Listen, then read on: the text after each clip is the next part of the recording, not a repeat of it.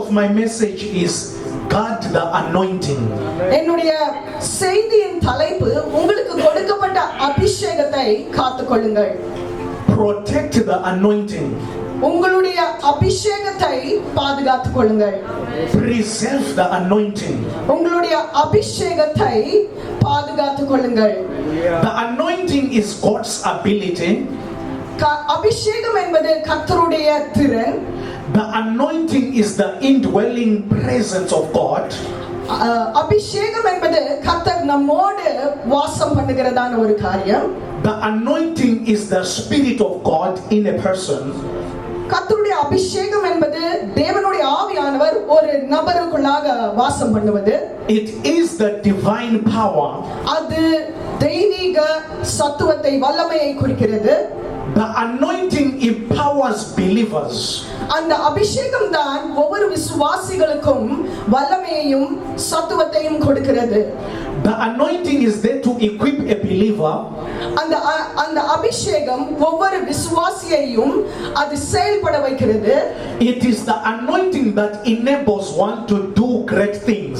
அந்த அபிஷேகமே ஒவ்வொருவரையும் தேவனுக்கென்று பெரிய காரியங்களை செய்வதற்கு அது நம்மளை உபயோகப்படுத்துகிறது.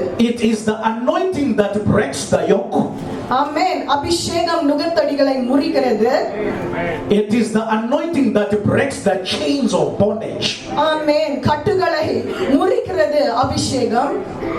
By the Spirit of God, தேவனுடைய ஆவியினால today there is going to be a free move of the anointing. ஆமென். அந்த அபிஷேகம் இன்றைக்கு நம் மத்தியில தாராளமாய் கடந்து வர இருக்கிறது.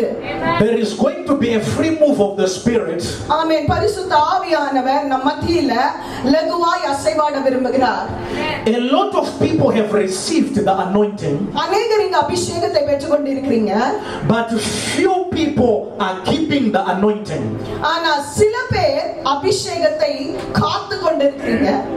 The anointing comes by the grace of God. அந்த அபிஷேகம் தேவனுடைய கிருபையினால வருகிறது.